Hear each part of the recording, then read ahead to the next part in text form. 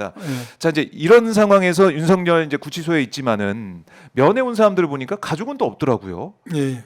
김건희 씨는 왜 안 가고 있는 걸까요? 어떻게 보세요? 남편이 교도소에 가 있는데 부인 입장에서 얘 가고 싶지 않겠습니까? 근데 갔을 때 미치는 여러 가지 어떤 파장이나? 파장이나 이것 때문에 가지 못할까, 가지 않는가 이런 생각이 들어요. 네. 그래서 이상민 전 장관이 경찰에 진술한 그 내용을 보면은 이거 와이프도 모른다. 예, 예. 내란이가 하는 거. 예, 예. 화낼 것 같다. 뭐 이렇게까지 얘기했다는 거 아니에요? 예, 예, 예. 그래서 그 얘기만 들으면 김건희 모르게 이런 걸 했나? 예. 이런 생각을 우리 국민들께서 하실 수가 있는데 의원님은 어떻게 보세요? 그것이 저도 그런 그 진술. 언론을 네. 접해서 그거 봤는데 그럴 수도 있다고 보여요. 그래요? 한겨레 신문을 제가 보니까 네. 그 성한용 기자가 썼던 거 제가 보니까 김건희 여사가 그랬다고 그래요. 나는 극우가 싫다. 예. 예. 그런 걸 보면은 네, 네. 김건희 여사는 계엄까지는 원하지 않았던 거 아니냐. 그런 생각이 일단은 또 한편 들기도 하고, 네. 이 모든 원인이 김건희 여사에서 시작된 건데 네. 또 몰랐을까 하는 생각도 잘 모르겠어요. 그거. 그러니까 V 제로가 뭐 김건희 아니냐 이런 얘기가 계속 근데 우리가 그걸 나왔던 몰랐을까 것이고. 하는 생각. 또 이것도 있죠. 윤석열 내란 수기 입장에서는 네. 부인을 너무나 사랑하니까 부인에 대한 알리바이를 만들기 위해서 아주 이제 극도로 나쁘게 제가 좀 상상을 하면 상상을 해보면 그렇게 할 수도 있고, 요 문제는 어떻게 알 수가 없는 문제죠. 이것도 뭐 수사를 통해서 이제 밝혀야 될 그런 부분이기도 한데 예.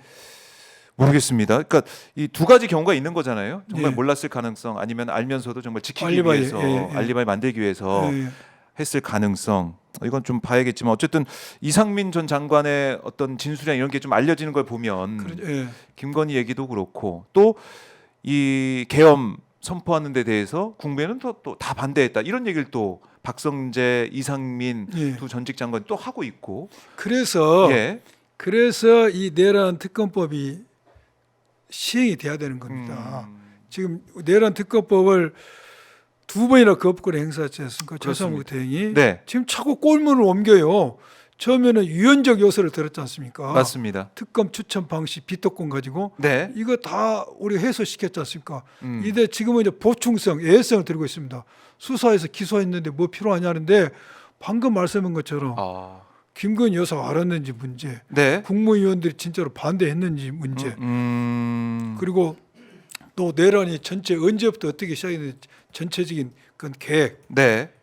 또 지금 비화폰에 대한 서버 압수도 안 돼 있고 대통령실 관저 안과 압수수색도 안 돼 있지 않습니까? 그렇죠. 제일 중요한 부분들이 지금 안 돼 안과가 있죠. 빠졌어요. 핵심이. 예. 이거 없이 어떻게 저 내란의 전모를 밝히겠습니까? 또한 경찰, 검찰, 공수처 수사에서 10몇 명이 기소가 됐으니까 각자 달라. 이러한 부분에 어떤 통일적인 어떤 수사의 체계, 네. 이런 걸 봐서도 내란 특검이 통과가 돼야 됩니다. 지금 내란 수계나 관련자 구속 기소된 것은 내란 수사가 끝난 게 아니라 이제 시작이야. 시작. 그래서 내란 특검법이 통과되면은 네. 방금 말씀하신 것처럼 그런 의혹들, 네. 김건희 여사가 같이 이렇게 힘을 실어준 것인지 뭘 했는지도 밝혀야 되겠죠. 그러니까요. 이제 국민들이 볼 때는 참 믿기지 않는 얘기거든요. 믿기지 않지요. 예, 김건희 몰래 이걸 예, 했다. 예. 어마어마한 일 했다. 과연 그렇죠. 그랬을까? 예. 라는 생각이 있기 때문에 이거는 내란 특검을 통해서 꼭 밝혀내야 된다. 근데 그렇습니다. 최상목 대행이 두 번째 내란 특검법도 거부권을 행사하고 기록 냈어요. 한 네. 달에 7번인가 8번. 윤석열 내란 수기보다 더 많이 거부권을 행사했습니다. 개월로 따져서. 아니 이럴 거라고는 아무도 이제 상상을 못한 거 아닙니까? 이렇게까지 할 거라고는. 그렇죠. 이 내란 특검 두 번째 할 때는 사실은 이게 뺀 건 빼고 또 내란 선전선동 빼고 그죠. 이거 외환 유치 이것도 빼고 의원 빼고 선전선동 삼자 고소 추천. 고발 빼고 예, 삼자 추천하고 삼자 추천하고 예. 계엄 해제 요구 결의안 방해했던 행동도 빼고 네. 다 빼줬죠. 그까지 뺐는데 이제는 기소가 됐으니까 또 안 한다. 최상목 대행이 왜 이런다고 보세요, 의원님은?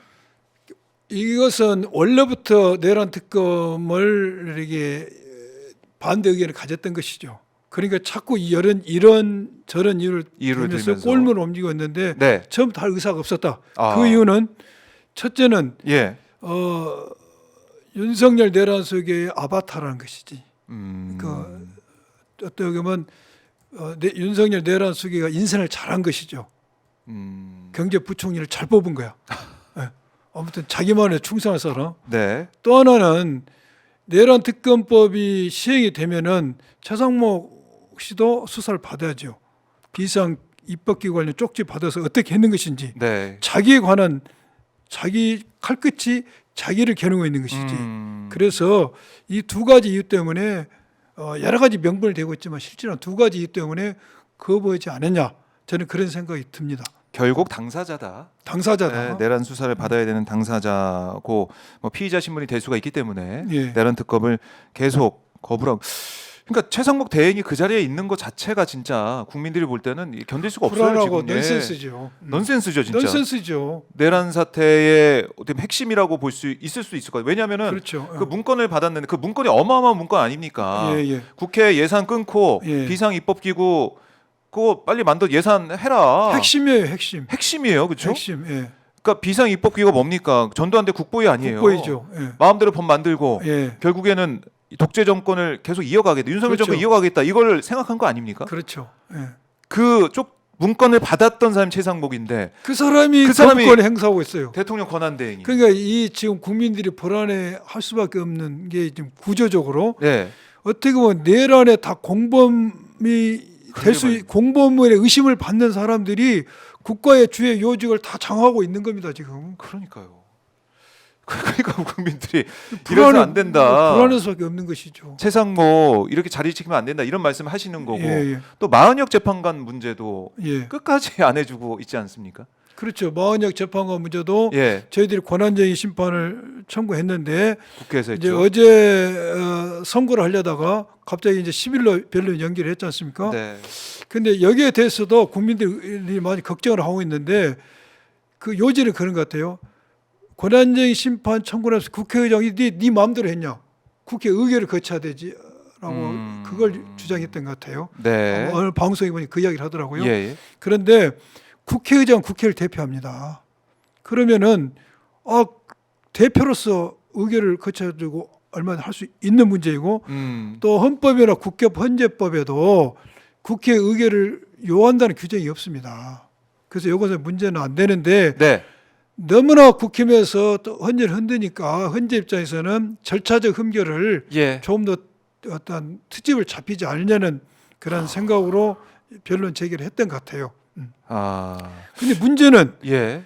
헌재에서 이 탄핵이 인용되면은 그 기속력이 있습니다. 관련 규정에 의해서 그렇죠. 예. 임명을 해야 되고 네. 만약 그걸 해야 돼 임명을 하지 않으면은 최상목 권한대행 직무유기죄가 되는 겁니다. 근데 권성동 원내대표는 하지 말라고 이야기를 하지 않습니까? 맞아요. 그 불법을 불법을 저지르라고 종용하고 있는 것입니다. 이게. 그렇네요. 예. 이게 어떻게 집권 여당이 원내대표 할 수 있는 이야기입니까? 그 당연히 권한쟁의 심판에서 결정이 나면 따라야 되는데. 예. 그걸 하지 말라고 하고 하지 있으니까. 말라고 했으니. 그래서 이 국민의힘이 극우 체제로 가고 있는 거 아니냐. 체제를 부정한다. 그렇네요. 거기서도 예. 드러나네요. 예. 그러면은 마은혁 재판관에 대한 권한쟁의 심판 어쨌든 결론은 나올 건데 예. 이거는 뭐 그 결과는 우리가 예상할 수 있는 거 아니겠습니까? 그래 저는 국회에서 세 명의 예. 추천 몫이 있는데 그렇죠. 그거를 거부하는 거 이게 말이 안 되잖아요. 우리 예, 헌법 예. 체계에 맞지 않는 거 아니겠습니까? 333으로 세 명씩 하게 되는 그렇죠. 걸. 예. 그럼 그게 권한쟁의 심판 결과 나오더라도 최상목 등이 또 안 따른다. 이거 안 이렇게 되면 따르면은 어떻게 해요? 예. 안 따르면 최상목은 탄핵의 요건도 되지 않습니까? 근데 탄핵할 것이냐 여부는 우리 당에서 정무적 판단이 필요하겠죠. 네. 근데 저는 탄핵은 안 되더라도 네. 만약 안 된다면은 직무유기적으로 고발해 가지고 이 형사적으로 처벌받도록 해야 됩니다. 그리고 또 하나 방법은 지금 임시지 확인 가처분이 있습니다. 네. 임시지 마은혁이 헌법재판관으로 임시지 확인 가처분 네. 거길 아마 헌재에서 인용이 대변이면은 바로 헌재 재판관으로서 임무를 수행할 수가 있습니다. 저는 그 단계로 가려고 생각이 듭니다. 헌재에서. 그렇게 참 이게 너무 어렵습니다. 너무 어려워요. 너무 어렵고 그리고 너무나 우리 국민들하고 헌법 공부를 많이 시키고 너무 진을 빼고 진을 있습니다. 빼고 저쪽에서. 있습니다.